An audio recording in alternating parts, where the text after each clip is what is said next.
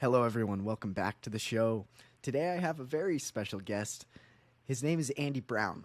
And I learned about Andy Brown actually through my roommate's Nate, his dad, Jeff Winky. And he's like, Harley, I really think you should try out counseling.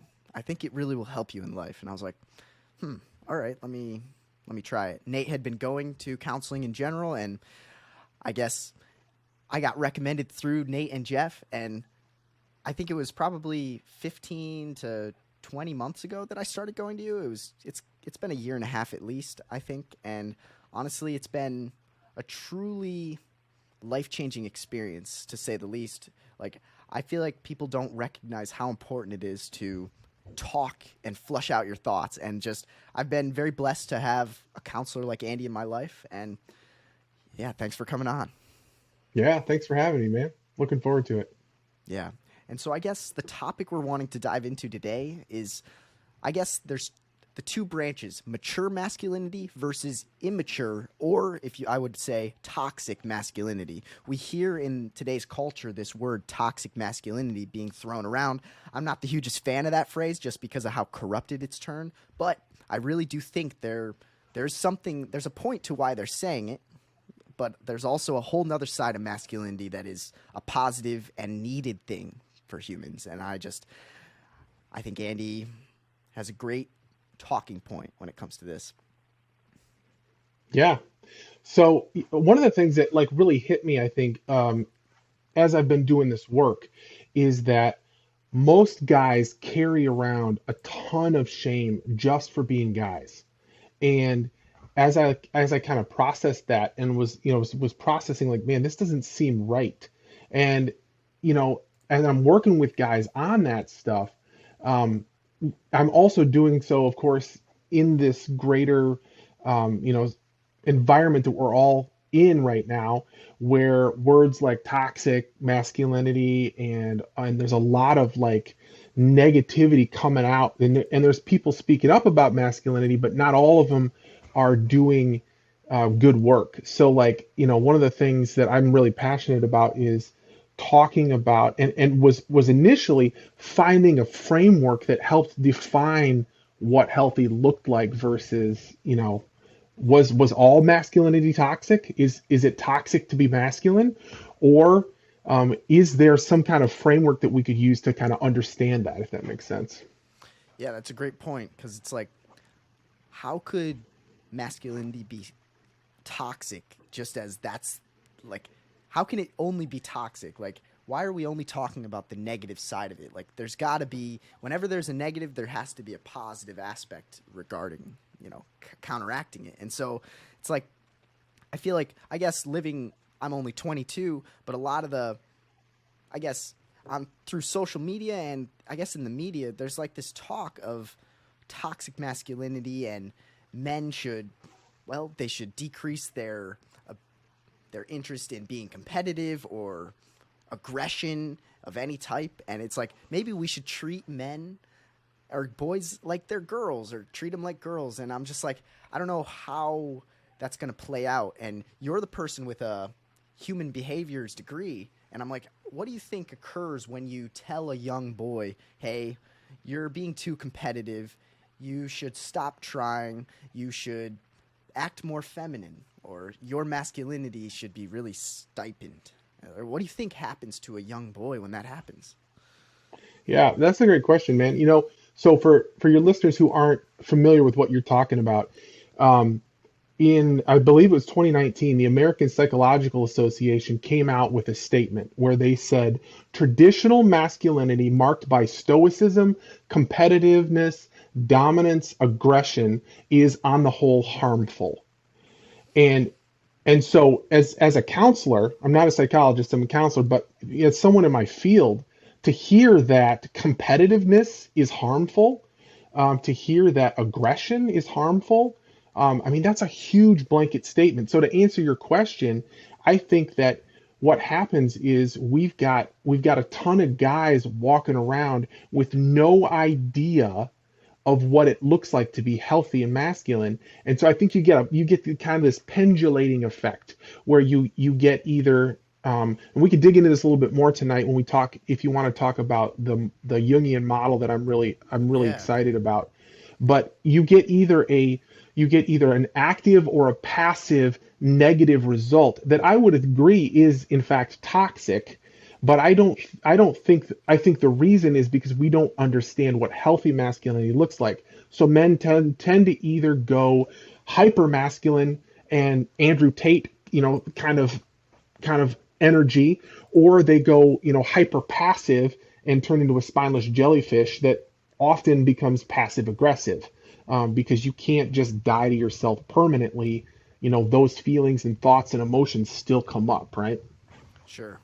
Yeah, I could see that. It's like there's like I know we were talking recently about how like if you don't have a model of a man or just a person to look up to or a role model, you're going to fall victim to cheap role models that are, masquerading as someone who's like very masculine and high quality, but it's like you're going to be if you're if you're not used to being picky with who your role models are and you don't have any and then you see that Andrew Tate or other people online, it's like I could see how people can fall for it, and I also can see how people can fall for the other side of like, well, I guess I'm not going to be competitive or anything. I'm just gonna bend over and I'm just gonna let people control me because I guess that's the best way to be a man. And yeah, it's so you want to talk about these archetypes, like Yeah, let's let's go through all four of them honestly and the ins and outs of them and different examples of some of them. So sure. yeah.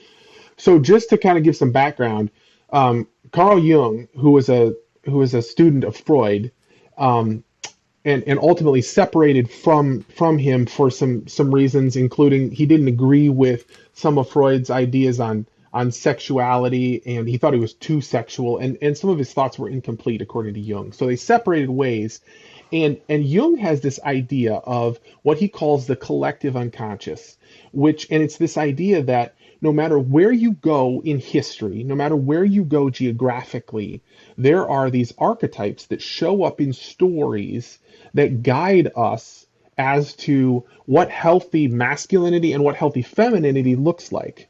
And so obviously, as a man, I specialize in the masculinity piece, but Jung talked about both, right? And and primarily what he talked about was within this collective unconscious, this kind of understanding that we all have, stories of kings show up all, for all of time. They've shown up. It could be from the King Arthur legends, it could be a tribal chief, or it could be, some modern story that we tell, or a movie we watch, that kind of thing. But we all understand those ideas, and have this agreement as far as what's healthy and what's unhealthy. And we perpetuate those ideas through myth and story. And so I think the four archetypes that you're talking about would be the four mature masculine archetypes that, so his work is taken and expanded, and uh, into this idea that there are the four masculine archetypes would be the king, warrior, lover, and magician.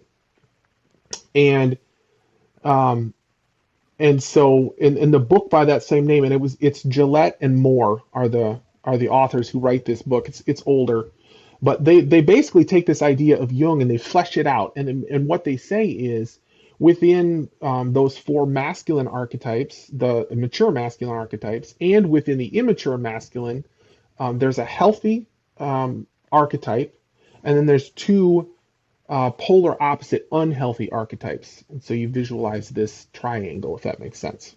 Sure. Real quick, just to like try to break it down, maybe more like an archetype that I guess a definition for an archetype that's helped me is kind of like an age old idea or an age old collection of ideas that kind of resonates with you, even if you realize it or not. It's like, I guess, this, like if you watch a a superhero movie, and the hero, he could choose the wrong path or the right path, but he chooses the noble path. He protects the innocent, and he gets the girl at the end. It's like, now that is a good story, and that is a hero, and that's a person I look up to, and that's the archetypal like example of someone you might want to be like that. I don't know, just to like break it down. Like, do you want to be a Sure. king, warrior, lover, magician, or But there's a flip side. And so it's an interesting goal to shoot for, these archetypes. And there's also Yeah. negatives. But yeah, Yeah. keep And going.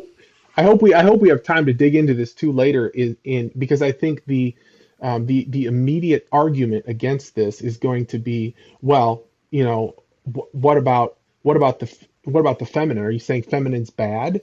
Mm, Or within even the healthy archetypes, I think people will find it's easy to pick them apart and try to find fault within those archetypes. And what Jung would say is that when you find aspects of, say, a king that's not healthy, what you're actually looking at is the shadow, is the unhealthy, and so Moore and Gillette develop that idea further and say there's the active and passive negative aspects of that, and yeah. So which one of you want to dig into first? So I guess a good one might be, yeah, the king is a good start. Like, yeah, talk about. I know you mentioned maybe like there's good examples in the Bibles of kings like King David or King Solomon in different ways, but there's other counter examples on the other side. But Sure. Yeah. So when we think about the king, in his fullness, the healthy archetype of a king, we think about it as someone who's centered, decisive, who has integrity, who's protective, and he basically he realizes that the world around him is going to outlive him, and so he blesses and bestows honor on others, and he's this generous, generative, benevolent being that both is above but also engaged in the world around him, right? He's working on creating a better place. And so yeah, you talk about there's biblical examples, King David, but if you we could talk about this later too, that King David wasn't always a good example, and there yeah, are many other kings in stories, right? That whether it be King Arthur, or any of the other examples you can find within story, that they're not always living into the fullness of the king archetype. yeah, that's true. But it almost sometimes makes it more realistic goal to shoot for. David wasn't perfect, neither am I. Maybe I can be like David. So I Sure. see what you mean. But Yeah. And I think that's an important piece of this too, that we can embody hopefully more and more of a specific archetype as we get older and as we mature, but I'm not always going to embody that to its fullness, right? I'm going to have days when I'm living out a different archetype in my own life that is not that centered, decisive, integrous, generative king, right? yeah, exactly. And like, I bet each person could kind of have aspects of maybe all four archetypes, and maybe have a proclivity to fall into the negative shadow of certain archetypes and Sure. others. And like, yeah, I guess you put it pretty well in a way of like, if you take a Christian argument and say like, okay, if humans were designed and created in the image of God, it's like, well, then we have ways in which we can live that can be God pleasing. Or like, if you try your absolute best to live out any of these archetypes, which we can dive into the rest of them, but it's like just an overall view of like, well, if we were blessed with the ability to be born in under the image of God, whatever that might mean, maybe these archetypes could be like ways of life that we could just try to reach for and be like. And there's like probably examples in a lot of our lives that are not fictional or not biblical, that like you maybe pastors or older wise counsel. But yeah, it's interesting. But I don't know Yeah. that much about it. I should have done more diving, but Yeah, well, we could talk about it, man, for sure. So the king archetype is the yeah. one that kind of it just like it sounds, it kind of it is above and reigns over the other archetypes, but it also paradoxically comes online last for most of Hmm. us. Okay. So so that's the interesting thing is that I will say like probably I was well into my 30s and probably early 40s before I really felt like that king energy was coming online. And and if we have time later, I could tell you the story of how it was actually the passing of my father and then my father-in-law, who were the kings in my own life, that they then bequeathed to me um, what I felt like was a kingdom, right? So I had this really strong sense when my dad passed and also when my father-in-law passed that there was this kingdom, this that was unruled, and that I had to almost like step into this role, and it caused some consternation, it caused some bitterness for me, if I'm just honest, because I didn't Mm, necessarily feel like I was ready, mm, right? But there's something about stepping into these roles when it's given to us by another man. If that's possible, that's really important. So the king energy comes online last, and I think more often than not, what you get if it's not if it hasn't come online or if it's dysfunctional, you get one of the two shadow mm, poles, the active or the passive, which are within the king energy. You've got the tyrant, which is the insulting, belittling, narcissistic, insecure, scarcity mentality, active variant. mm-hmm. And then the opposite of the tyrant is the weakling. And he's passive, he's insecure, he's paranoid, he's insensitive, he belongs to be worshipped. And so all of us have had that boss, right? Who seems super nice on the outside, and then he's super chill. Then you've been there for 6 months, and all of a sudden he's passive aggressive, he's paranoid, right? Mm, And he sees everybody else's success as a threat to his kingdom. And there's this zero sum game that he lives by, right? yeah. Yeah, that's So interesting. so those are the two, within the king archetype that whether if they're dysfunctional, the toxic variant you could call them too, would be either the tyrant or the weakling. Yeah. And that's like this kind of like breakdown of what maybe healthy masculinity would be or what non-healthy or toxic masculinity would be. This breakdown is so crucial in my opinion, but I feel like so few people do it. Like when you ask if someone were to say, "Oh, that's toxic masculinity," or "Oh, you listen to Jordan Peterson, you must have toxic masculinity." And then I'm like, "So what about my masculinity is toxic? Can you define it? Can you explain it?" And it's like not normally, but like this actually like this puts a definition on like what a toxic behavior could look like if you were a male or a female too, but Sure. like I guess we're Yeah. talking men, I guess. But yeah, it's a great point because it's like there's times in my life where I'm certainly feeling like a weakling or like, I fall victim to like having the I can't even fully articulate what this means. I live out the shadow part of this archetype sometimes, and I know like I bet as we dive through these I'm going to notice parts about my life of like, wow, okay, yeah, I'm going to try my best to strive to be the positive light side of this archetype. But yeah, Yeah. I guess I think the warrior one is a interesting one, specifically maybe more for someone my age too, like someone who's young who has to go out and make a name for himself or who knows. But yeah, talk about this warrior archetype as well, and then the two subcategories and Sure. yeah. Yeah. So the warrior archetype is one it's not distinct to just the masculine. There are feminine images of the warrior, right? That there Mm, are you think about maybe Belle in Beauty and the Beast, who fights for the love that she has for the beast, right? Um, and of course, especially in the beginning of that story, he's not a healthy archetype, right? Um, but as in regards to the masculine archetype of the warrior in his fullness, we're talking about somebody who's strong, who's principled, who's skillful, who's loyal. So this is somebody who balances aggression with discipline. Okay, and they go. they go to great lengths to accomplish goals, but at the same time, they're willing to even sacrifice themselves for some of those goals.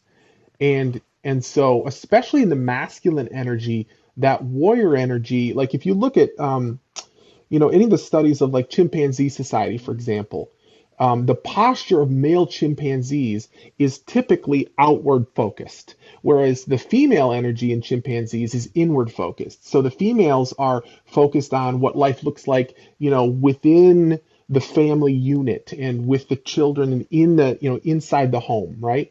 Um, and the masculine energy is focused outward and it's directed toward protecting the family unit, providing for the family unit.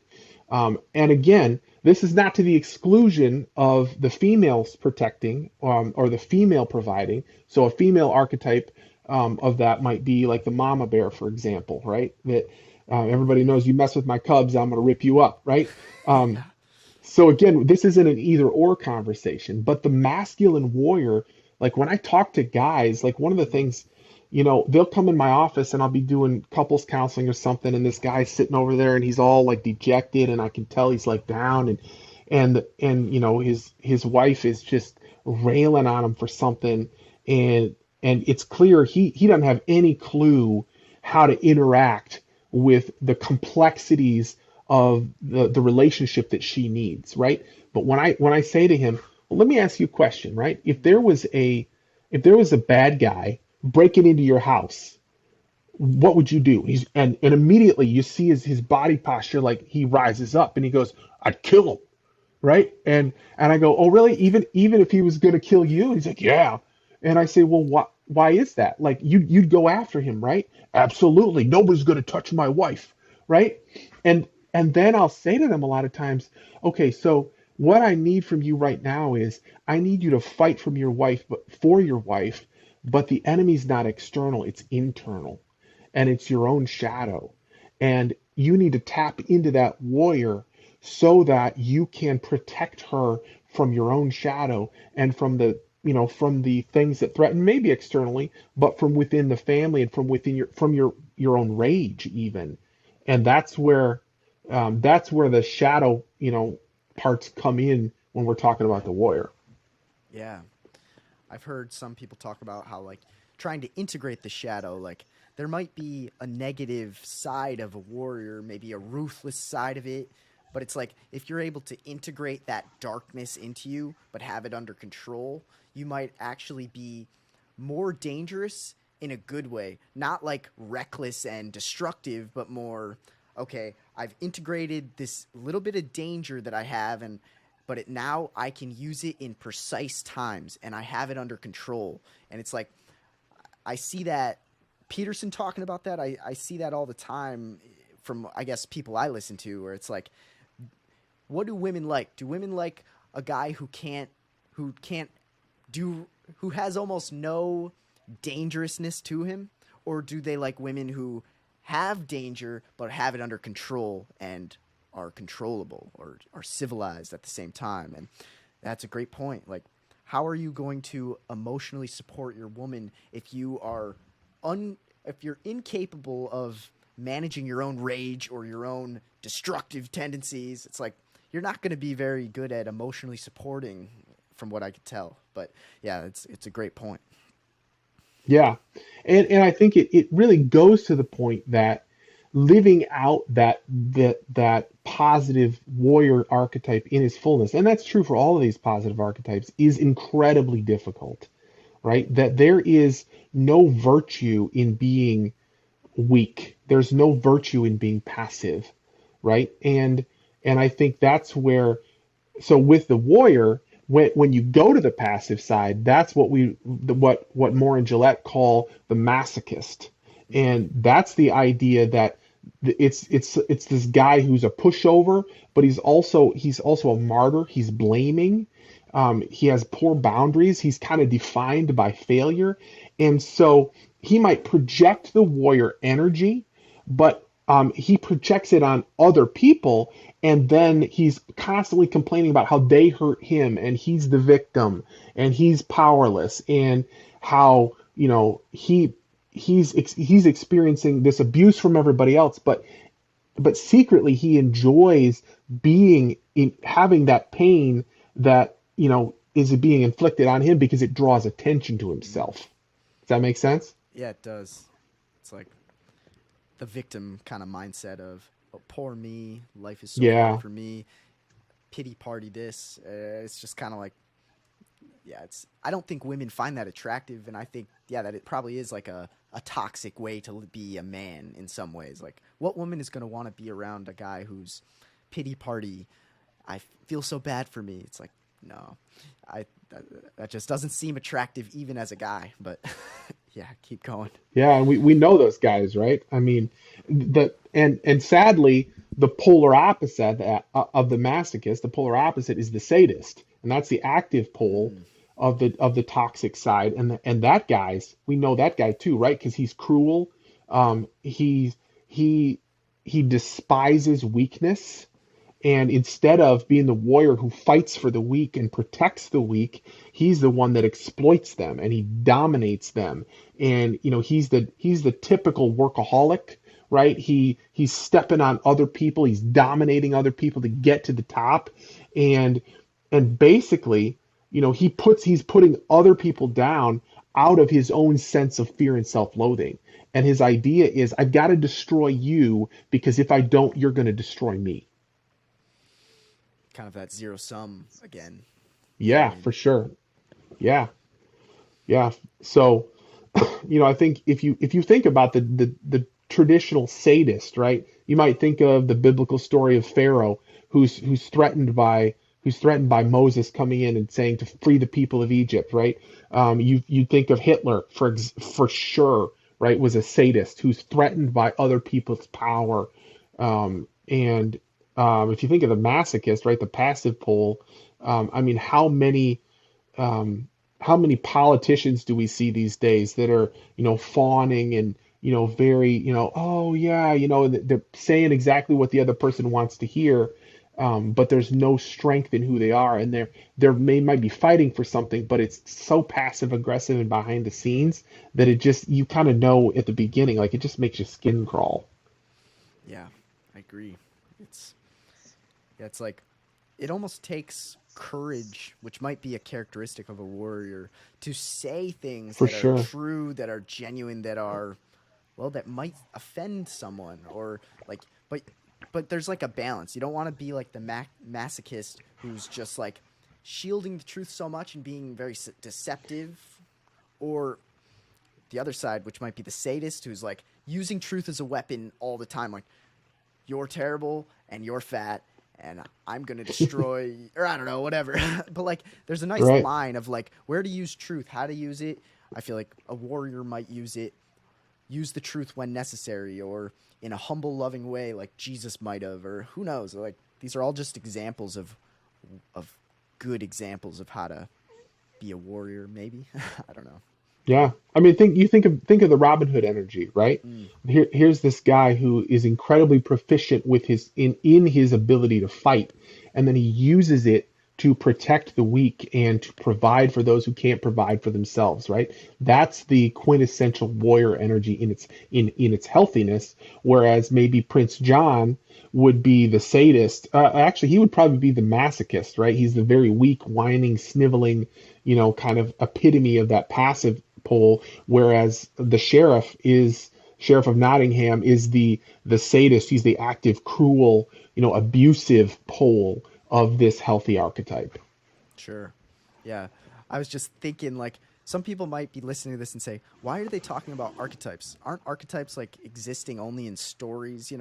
Why are we talking about stories? Like, it's so, like, the reason that we are so attracted to stories is because our life is a story.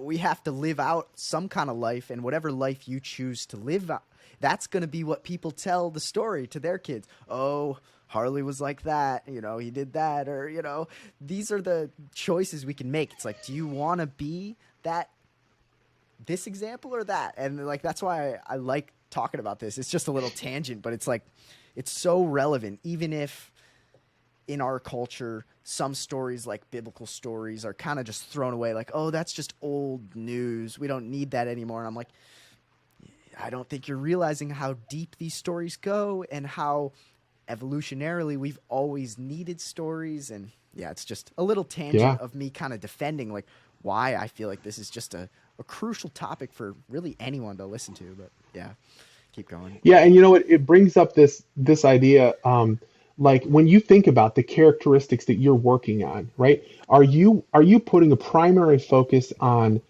resume virtues or eulogy virtues? In other words, What's are eulogy? Is that like death, like yeah, obituary? right. So you go to if you go to a funeral, right? Mm, And they're reading your eulogy there. They're going to say a different set of things than you've got on your resume, right? And so these things we're talking right now are the virtues that I want people to say that I lived out that healthy king energy, right? That I lived out that healthy warrior energy, that I fought for people who couldn't fight for themselves, that I stood for the weak, right? And that I ran, my the things I was in charge of, my kingdom well. Those are eulogy virtues, things that I'll hmm. be remembered for. Whereas the resume virtues might be, my skills as a therapist or some training I got last week, right? But all of those things, those are good, and we have to we have to pursue those. But ultimately, right, what we want to be pursuing are those eulogy virtues that are the highest virtues, that are the things that are going to impact people the most, and they're the things we're going to be remembered for and pass on to future generations. Yeah, totally. He was a great father, a great brother, a great husband, a man in the community. You could always trust him. Versus he made a lot of money and didn't really have any friends. Or, it's like, just, yeah. But, all right. Branching on to the third, the lover. Yeah. So with the lover, in his fullness, the lover is spiritual, the lover is passionate, empathetic, and appropriately sensual. And I think that's really important. And maybe we can dig into that in Mm, a little bit more here. But basically, the lover is not just pursuing romance with another person, right? The lover is somebody who pursues life and is vibrant, and who has this energy, this creative energy, and is in tune with their intuition and with their emotion, and is in connection with the world around them.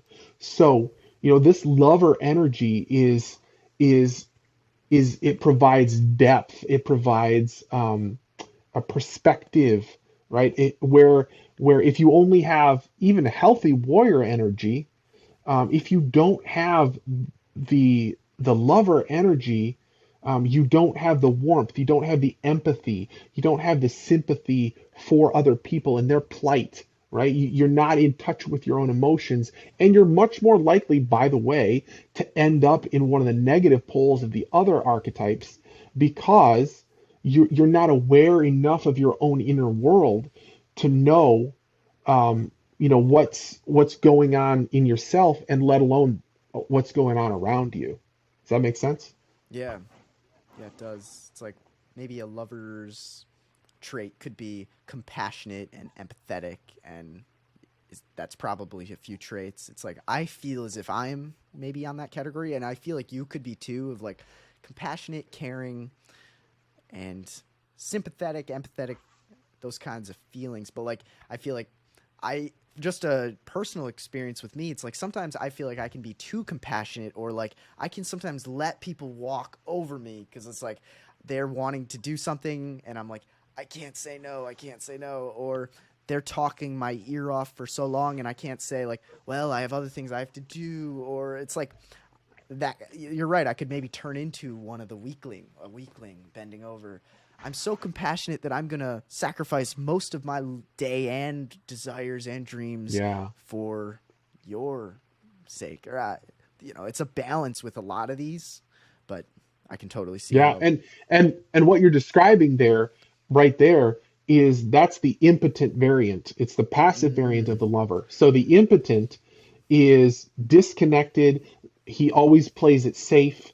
A lot of times there's a flat affect, especially as we get more into that negative passive pole, we become much more depressed. And then we're alienated from our relationships when we're in the impotent energy. And we live this life of kind of controlled safety, and it's devoid of desire. And so that, that kind of closed, safe, scared mentality is afraid to step up and speak our truth and live out the fullness of the lover archetype. Whereas the opposite of the impotent is the addict. And of course, this is a word we all know, obviously, right? The active variant of the healthy lover archetype, the addict, is hedonistic, materialistic, unfaithful, idolatrous. So the addict is always looking for some new thrill. They're living for the hope that the next thing they find, the next fix will fix them. That's kind of what the addict is living for. So it's the kind of traditional Don Juan.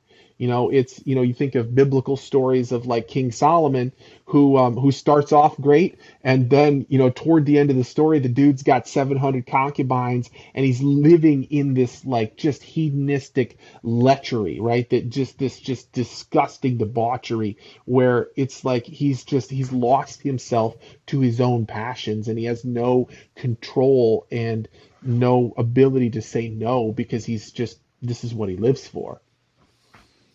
Yeah, I totally see that in our culture, in my life too. Like, I guess porn being a problem I've faced, I'm kind of recovering from it at the moment. And I know you who have been recovering from it for a long time as Yeah. well. And like, it's such a trap to fall into of like you were saying, like you're craving love and you're craving what the true lover could have, but you're falling for cheap hedonistic routes that are going to lead to just needing more and more of it, and it's never going to be satisfying enough. And it's just like, whew, I see that in our culture. Like, I think there's a stat of like men who scroll on Instagram and look at other girls on a daily basis, they're going to be lot less satisfied in their relationships and have a higher chance of just ending it. And it's like we're chasing this like fantasy of like, oh, the grass is greener, oh, quick pleasure. I don't exactly know why. I guess biologically, I guess males are like so driven when it comes to like the sexual drive, but it's like, man, I guess like it takes a lot of it takes a lot for me to kind of get over that urge and to like try to live out what a true lover should do. But that's just kind of been my experience. But it's been getting a lot better, and I'm very thankful that. But yeah, Yeah, if I could just rabbit trail on that for a second, yeah, for sure. you know, I think so so one of the reasons for that, one of the reasons we live in a society where men are so hypersexual is because we have been socialized to believe that the only two emotions we're allowed to feel are anger and horny, right? We're angry and horny are the two things that men are allowed to feel. And so we have the same breadth of emotion as our female counterparts, right? Like the women in our lives who have all these emotions, right? And they don't even have enough words for all of them half the time. And I'm over here like, me mad, me horny, right? And that's like, that's all I feel. Well, here's what's happened, man. We have the same emotions, but because we're only allowed to feel those two things, we've taken all those and we've crammed them down into these two categories. So if I'm sad, I'm always angry. If I'm frustrated, I'm angry. If I'm hurt, I'm angry. And I just default. It's a zeros and ones, man, on and off. If I look for if I want connection with another human being, I'm horny, right? If I want some empathy, I'm horny. If I want, whatever, deep conversation, I'm horny. And that was a really big realization for me Mm, as I got into recovery from the whole porn thing, was that for me what I really wanted was connection with another human being, right? And yeah, it didn't even have to be sexual, but I didn't know how to express that, and B, how to get it. And so no matter how much I tried to not use porn all the time, I couldn't stop because I wasn't getting what I needed and I didn't understand what I needed in the breadth of all these emotional needs that I had as a complex human being, that I need emotional intimacy, that I need connection, that I need respect, that I need, people to look at me and see the good in me, right? Porn gave me this pseudo sick, syrupy, sweet, disgusting version of that felt good for a minute. And then, of course, in the end, it left me feeling even worse about myself than I did to begin with. Totally. Yeah, it's like I think you said it pretty well. It seems like a lot of guys are not that emotionally intelligent. Like they might feel one thing and then kind of equate it to being something else, or they're not used to flushing out their thoughts, feelings, desires, wishes, really to anyone because they've been taught by maybe their dad or their lack of dad. Oh, men just keep it inside. And, I know some of the people I grew up with who live like that. And I'm like, wow, it, that's why I'm so huge on this counseling thing. It's just like being able to get over yourself and express what you're feeling because you're just, you're not that smart, but you're going to be way stupider if you hold all those ideas inside. It's like, I feel like, in my opinion, like if I'm kind of crazy. I have so many thoughts, but if I hold them in for too long, I kind of go insane and I'm like, whew.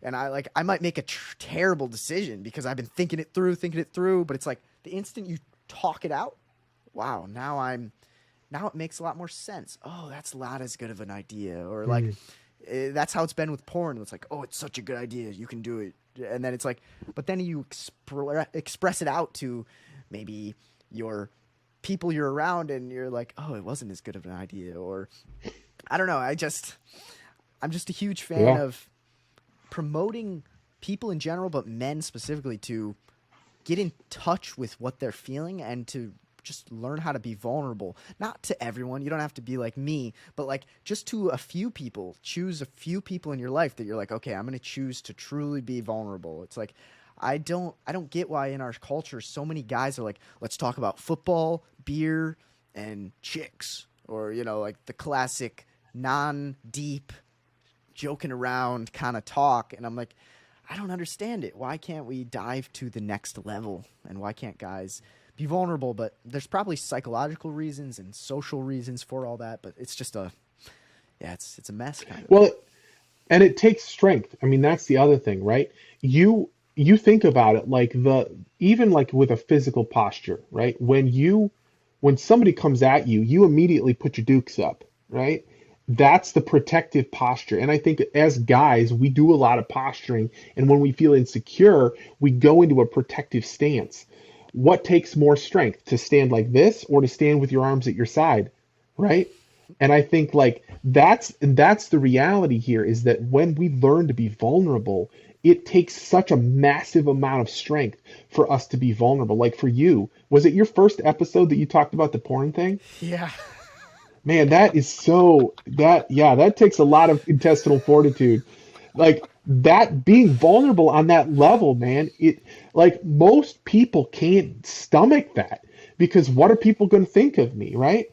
It takes so much strength when we to let our guard down and to be honest with people, and maybe they don't like it. Who knows what they're going to say? I mean, that takes some courage, man. Yeah. Thanks. Yeah, honestly, I feel like I'd still be an addict if I didn't do what I did. Honestly, like I And was. that's the paradox. Yeah. Yeah. That's the paradox of this whole thing, is that the courage to overcome our addictions comes from the community around us, and from the strength of having a brotherhood and having other men who support us, both our own age, I think, and then if we can find them, having heroes and mentors who will walk with us through this process. And that was what it was for me too, is that I had a mentor who came alongside me, who had slain his own dragons and showed me how to do it. And that was when I was finally able to overcome and step out of that addict energy. Yeah. I'm glad that you found them, and I'm glad it worked. Yeah, And me too, man. phew.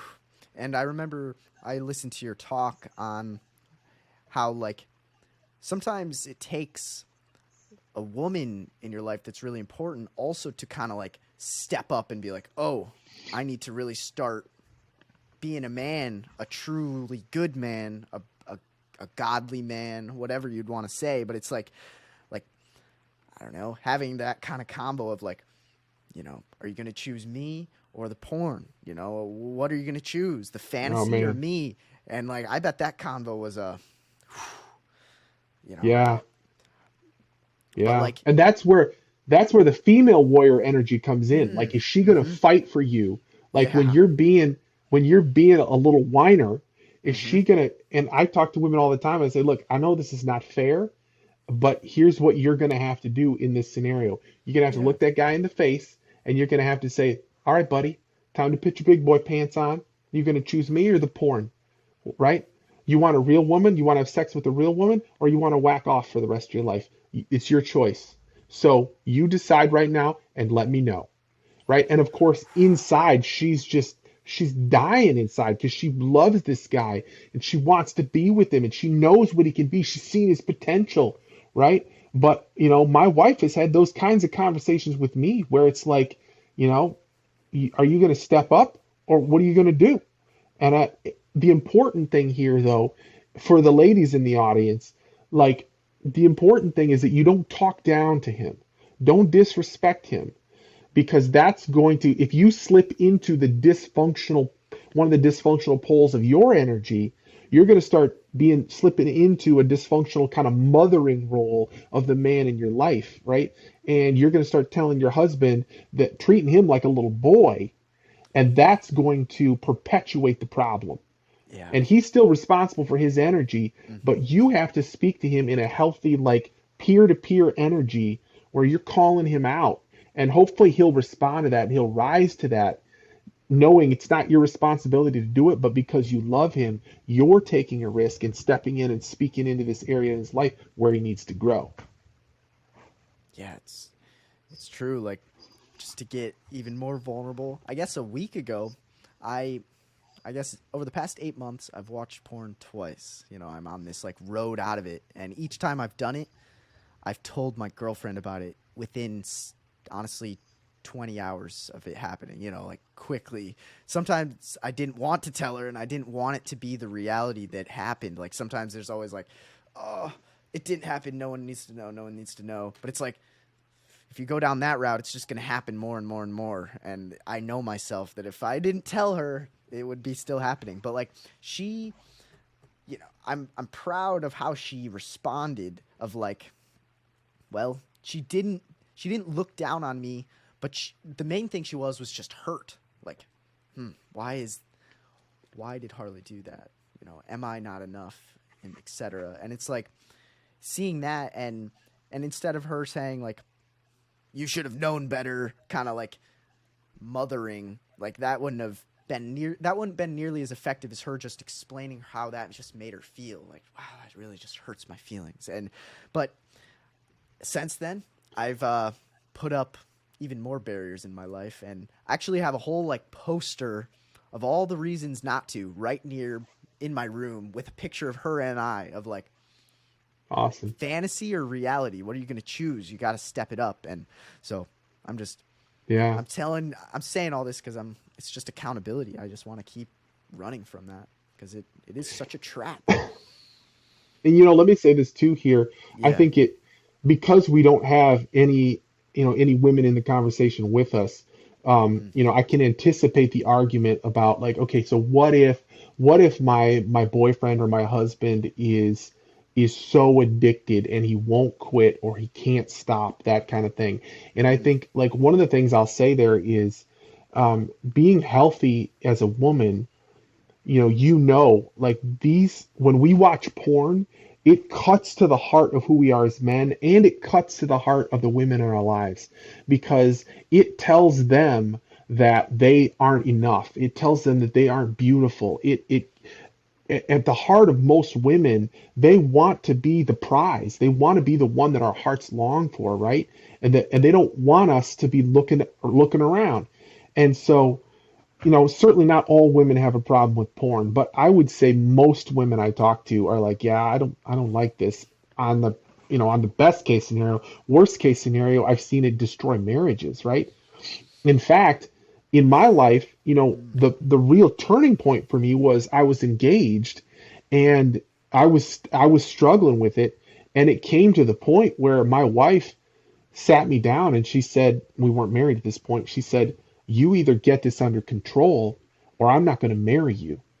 And I was devastated, right? But again, she did it with respect. Mm. She honored me in the process and she said, "Look, I know you're better than this. And I believe you're going to rise to the occasion. But if you don't, I can't be your wife." And it's sad to me that she had to be the one to do that. But I'll tell you what, man, I got I put it in gear right then because I'm like, I'm not going to lose this thing in my life. And if she's going to set this boundary, I'm going to rise to it. So sometimes as a woman, it's appropriate to set those hard boundaries with a guy in your life who's living out of either the impotent or the addict, negative archetype here. Yeah, totally. And yeah, I think like sometimes it takes the woman to realize why you maybe should try to strive to be the pinnacle of these archetypes. Like, I don't know, there's probably, I was looking up loneliness statistics or heard, like, I think it was like 40% of men under 30 haven't had sex in the past 12 years or 12 months. Like there's a lot of young men who are lonely and there's probably a lot of young women who are lonely, but it's like, I don't know exactly how to solve that. But the point is, it's like you can do better than looking at fantasies and feeling like crap and dropping your testosterone and just I feel like when you go down that route, I feel like implicitly you just become less attractive. You respect yourself less, and when you respect yourself less, women are going to respect you less, and they're not going to want to come talk to you. And yeah, it's way easier said than done, but man, I Yeah, as a person who's walking from it and seeing like honestly the hell that it can bring upon my life, I hope anyone listening can just honestly reach out to me if you need help or uh, reach out to someone because it's needed. But yeah, absolutely. but yeah, Yeah. if if you want Go ahead. to, I guess transition to the magician, just because Yeah. finish the fourth. Unless you had more to say on that topic, because that's No. just a Yeah, topic that's that could great, be a man. whole ep. But Yeah, we totally could for sure. Yeah, so the magician energy, you could also call this the wizard. You could call it the sage, even though Jung uses that for one of the feminine archetypes. But the idea is that this person is a mentor, they're a prophet, um, they're the village elder, right? They're the scientist, they're the master of their craft, and so I love the Tolkien stories. And so actually here behind me is Tolkien's sword, Glamdring, and interestingly enough, in the Tolkien in the Lord of the Rings stories, um, there are several points where Gandalf kind of steps out of his wizard energy and into the warrior energy. And that's one reason I bought this sword, and it's really symbolic for me because mm, it speaks to this kind of like um, this older man, and it doesn't even have to be older, but as we growing into the magician energy looks like specializing in your field, right? It looks like learning new talents. It looks like becoming that healer or visionary or that person who's providing wisdom in your friend groups, who's seeing future direction. So I see a lot of this in you, Harley, when we talk about business stuff and the ways that you conceptualize, ways to automate business and make things more efficient, right? And you geek out on that stuff, man. And I love those conversations because you're talking through like all these things we could do to make things easier and more efficient and all that stuff. And that's the magician energy in its core. It's this love of learning and knowledge and bestowing wisdom that we are accumulating over the course of our lives, so that especially as we get older, we then are able to impart that to other people. And I think we can impart that at any age, obviously, but I think that energy looks more like inviting other people to join us in it as we're young, right? So in our 20s and 30s and 40s, we're just neck deep in whatever we're pursuing, and we're super excited about it. It's like, come on, you got to check this out. This is awesome. And so just like your enthusiasm, dude, is just contagious. And I love that, right? And that's, I think that just embodies this magician energy, when we talk about what it's like to just really like get into stuff and be healthy in our pursuit of wisdom and knowledge. Yeah. Yeah, like I could see the two routes, or a bit, there's probably more than two, but the route of like, I'm so interested in this and I know so much about it, and I'm going to tell you about how much I know about it because I've learned about a lot.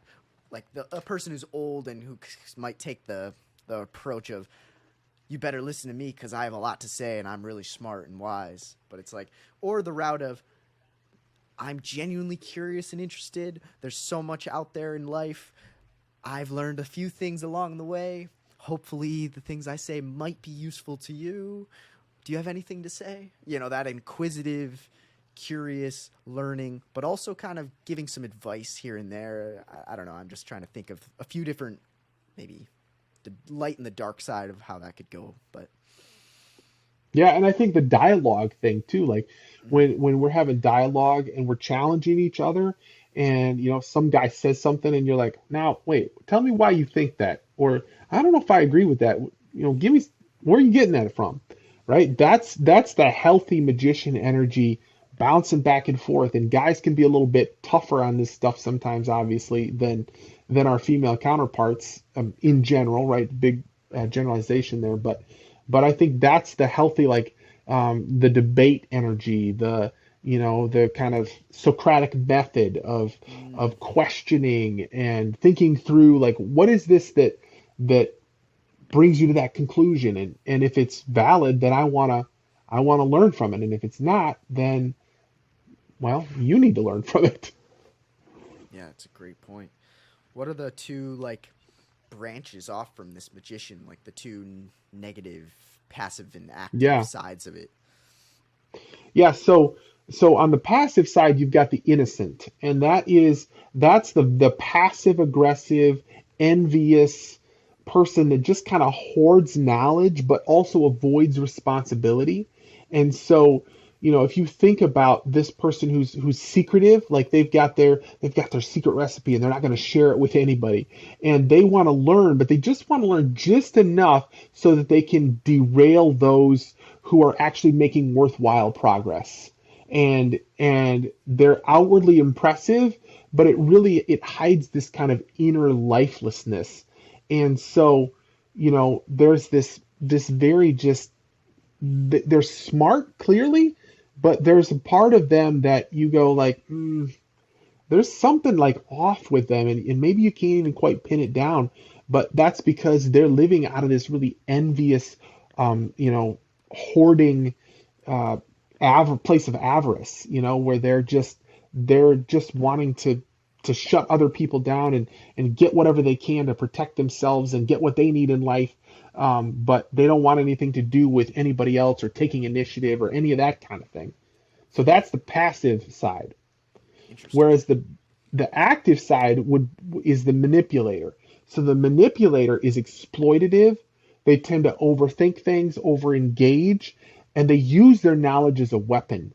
So you think of the classic kind of Machiavellian, idea of someone who is so smart, and they have this razor wit that they use to attack people like a scorpion, right? And they invisibly a lot of times control other people and guide them, um, and then that is basically using other people for themselves, and detaching from other people.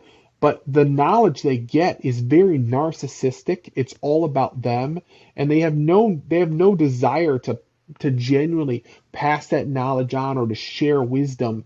It's just to get themselves more power, more security, more authority, and more respect in the world. That's kind of the end goal of their energy, instead of being in that healthy, beneficent, sharing, generous energy that the magician has otherwise. Yeah, interesting.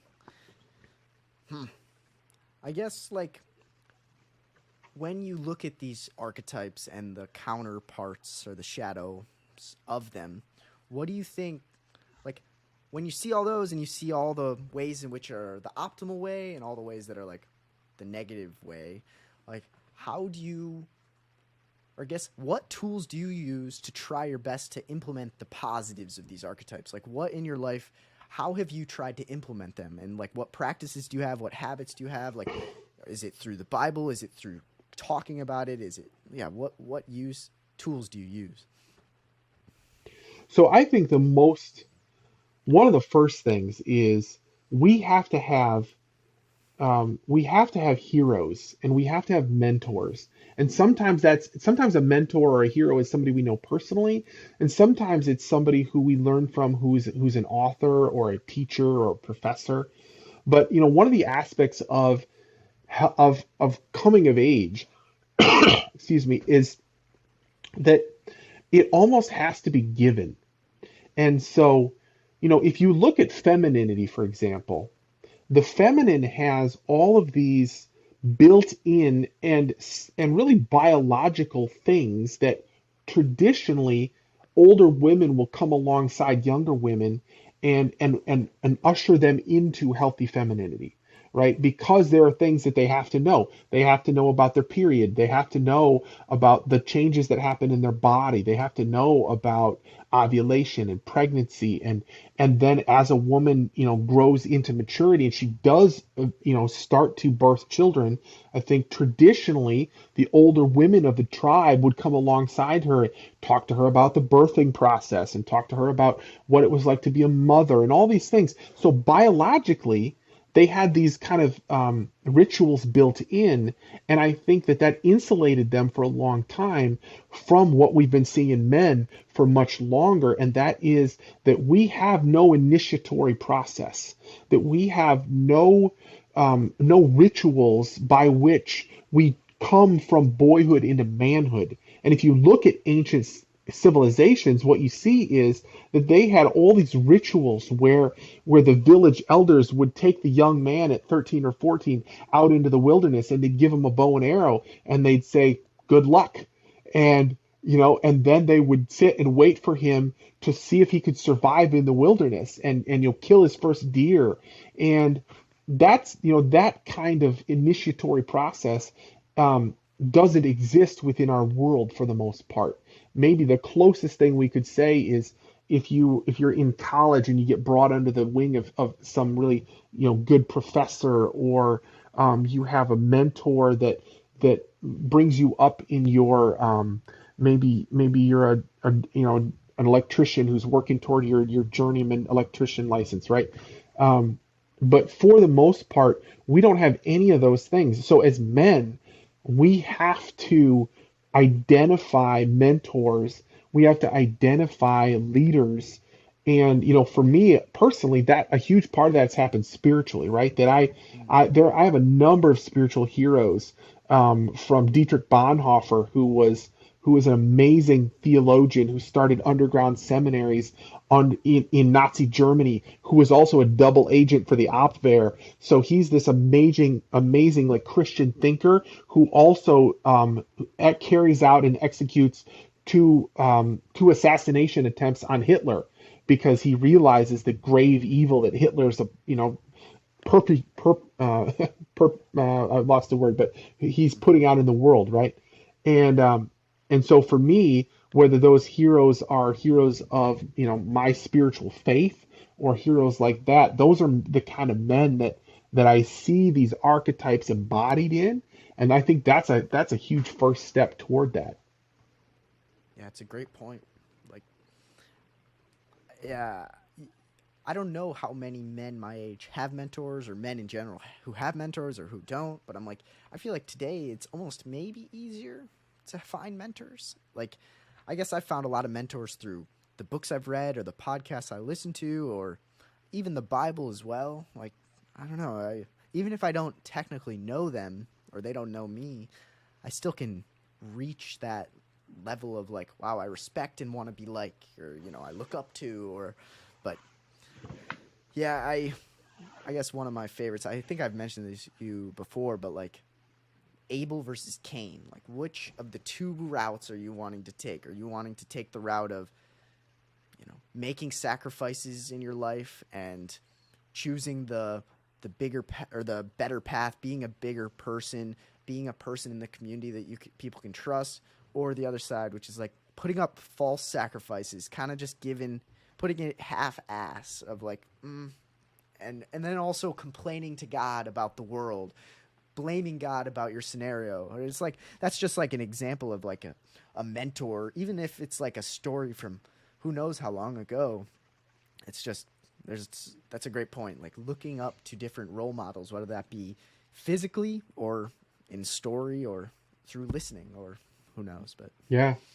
I think that's one of the things that we're seeing all over in society right now mm, is that we have deconstructed everything to the point that there are no heroes left, right? And so, you know, regardless of where you're at with religion, for example, mm, right? You can look at a biblical figure like say David, and you can recognize the healthy king energy, but then you can, in his reign over the people of Israel, but then you can also recognize the addict and in his energy of taking Bathsheba and impregnating her while her husband's out on a battle campaign in David's honor. And then, you see the masochist kind of take over in his story as then he plots to have her husband killed, right?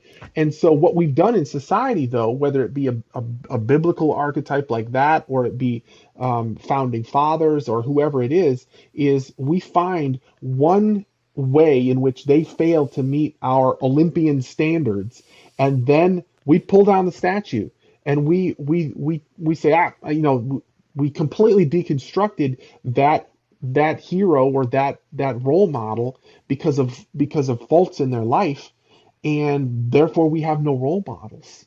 And what person can ever live up to the standards that we've set in the 21st century of being perfect, right? None of them. And so as a result, we're losing the story, we're losing the mentors, we're losing the heroes, and we're completely adrift. And more often than not, we end up in one of these negative shadow poles of the healthy archetypes because we don't have anything to look to for an example. yeah, and I guess it's just like something that you also learn from the biblical stories. Jesus specifically is like this idea of like humility. I I don't know. I guess I take a lot of lessons from Jesus. One of them is humility, but it's like I feel like in our culture, people live as if, oh, we're the smartest, we're the most moral, we're the best humans that have existed. It's so easy to criticize the people in the past for being evil, terrible, stupid, racist, whatever. And it's like, man, you're not looking very deep into your own heart and your own desires, because you could be just as horrible or worse, especially without that humility. And I'm just like, I I don't know, I'm just a huge advocate of like, take out the plank in your own eye before you pull down the statues of people that truly tried their best but were still human. It's just but Yeah. I guess a lot of And you these mentioned lessons this come from the Bible. earlier. But yeah, yeah, yeah. Yeah, you mentioned this earlier, the Jungian idea of incorporating the shadow, right? Mm, And then, and of course, biblically, the Apostle Paul talks about that too in Romans 7. He talks about how, why do I do the things I don't want to do? And the things I don't want to do, that's exactly the thing I do. That essentially what he's talking about is this, it's a Jungian principle of taking the shadow part, taking the evil part, and figuring out, like, how do I incorporate that into who I am? And I think, from a biblical perspective, right, like the idea is that we have to approach that from a place of humility, recognizing our own limitations and failures, and then welcome in divine love and grace and mercy, and live as a person who is defined by love and grace and mercy, and hold that intention with the fact that, at the end of the day, I'm going to fail all over the place, but I'm going to fail forward, and I'm going to learn from it, and I'm going to live with grace for myself and for other people in the meantime. Totally. Yeah. And I think that's why that could just be a case of like why maybe you should look into some of these stories, whether that be the Bible or a lot of these older stories. Like, it, before you throw it away, there's going to be lessons in there that are just going to probably help you because they've helped people for thousands of years. And yeah, I don't know. I'm just trying to think of a good way to like kind of close up this convo of like, what would you say besides a mentor? What other thing, one final thing, like that you would recommend to people to try to motivate them to be a better version of themselves, or a person who acts out some of these archetypes, or a person that God would, love, or a person that people would respect? Like, I guess, what is another, like, what is another tool you use, or a lesson that you feel like people should hear? I think probably the second thing I would say, man, um, is that we cannot be afraid of failure. And I love, if you've ever read the book Mindset by Dr. Carol Dweck, I love the work that she does on growth mindset and fixed mindset. And basically, what she says is that the fixed mindset is this idea that if I fail, I am a failure, Mm, and that failing makes me a failure as a human being, and so it's to be avoided at all costs. Whereas the growth mindset says, the more I fail, the more I learn. And every time that I am not successful, I can learn more about how to be successful. And so I think the biggest problem we have as men is that we are afraid of failure. We're afraid of failure in relationships. We're afraid of failure in career. We're afraid of failure, in you name it, sports, hobbies, whatever. And so I see this every day as I sit with couples, and I see these really good guys who really love their wives, but they're married to this emotionally complex, psychologically diverse human being that can outmatch them, emotionally in every aspect. And the problem is they're so afraid of failure, they will not engage with her because she's so far beyond them psychologically. She's so mm, much more complex. And so they're not even willing to engage with her, and because of that, their relationship is falling apart, right? And you could apply that to anything, like what's your next career move? What's holding you back? It's probably a fear of failure. What are people going to think about me? What's that say about me if I'm not successful, right? Whereas you look at people like, some of the greats in life, like Michael Jordan, for example, fascinating guy. And Dweck talks about him a bit in her book, where, if you remember back when he transitioned from basketball into baseball, and of course, it was a debacle. And he comes back to the Bulls, and he has the worst season ever because what was not typical for Jordan was to just coast. But that season, he just coasted, and literally the end of that season, that heartbreak season, the games, like they even turn the lights off in the place, and Jordan is shooting free throws, like working on his game because he's just failed. But he's an example of somebody who's not afraid of failure, and when he fails, I mean, maybe you've heard the story, like the dude got cut from his high school basketball team. Like, Imagine being the guy that cut Michael Jordan from his high school basketball team, but Jordan turned that into motivation to become the man that he wants to be, right? And so, whatever it is, your first priority in life is to fail. Your first objective should be to tear this thing apart and break it so that you can then learn how to put it back and fix it. And only in breaking it are you going to be able to fix it. So, man, I was a failure for years. Most of my life, I have been a failure and I still fail at stuff all the time. In fact, if I had to do one probably defining characteristic of my 20s was that I failed at most things that I tried. But I had people in my life, my wife being one of them, who were willing to stick with me because they saw the potential, thankfully, and because they saw that I was constantly learning from that failure, and I didn't know if I was ever going to come out of it. Thankfully, I'm in a period right now where I've been able to start to utilize some of those lessons that I learned from all that failure, and I'm not in a period of a huge amount of failure right now. It's more success, but none of that would have been possible if I hadn't been willing to fail in the first place. Totally. It's a great it's a great lesson. Like I guess that's kind of like without those trying and failing, you probably wouldn't be in the position you're at. Like you might not, you wouldn't know what you like or what you don't like or what you should try or what you shouldn't try. It's like I guess I'm in the 20s trying a lot of things. Who knows what I'm going to do, but it's like I'm going to fail at all kinds of things, but I see failure as honestly like pretty optimistic for most of the reason why failing is helpful. Like fall forward, fail forward. I've never really heard of that before, but now that's going to be locked in. Like, you fail and you learn, and now you're even more knowledgeable about what to do or what not to do. Or, yeah, it's, You know, can I say one more thing about that too? yeah. Like the other piece is failure doesn't just give you knowledge.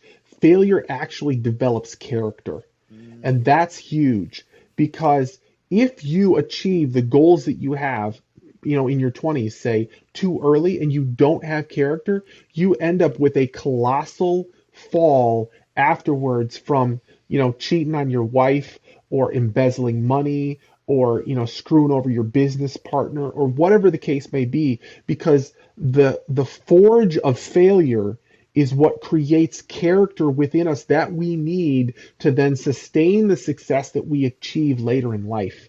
So if you haven't suffered, if you haven't failed, and you reach your goals, you will fail and you will destroy your life. And we see that in every rock star who kills themselves, right? Who achieves that pinnacle of their success, right? Every businessman, every Enron executive, like every person who, every pastor who falls into an affair, right?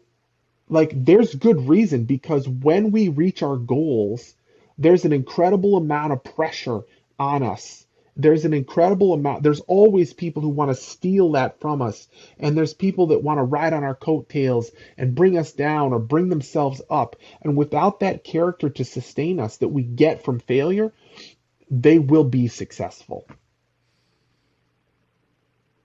yeah, man, that's a great point. Like I'm looking at my life like, maybe I haven't failed that much. There's probably a nice fall coming soon, like who Don't worry, man. It'll knows come.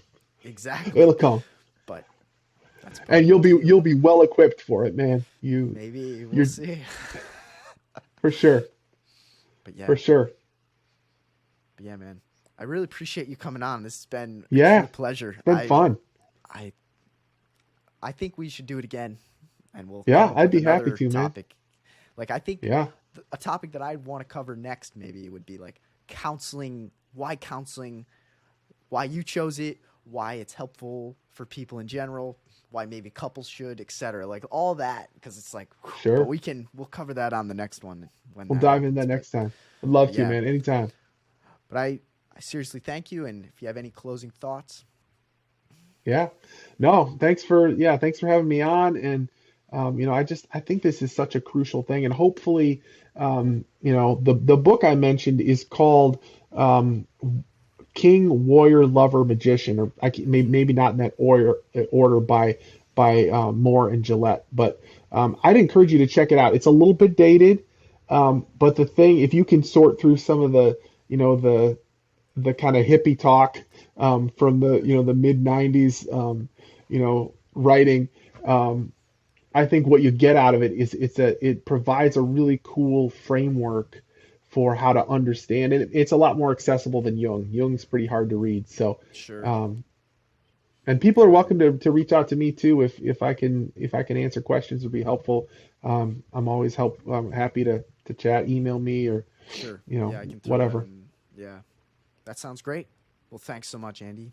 It truly Yeah. means a lot. Thanks again, Harley. Good chatting with you. Yeah.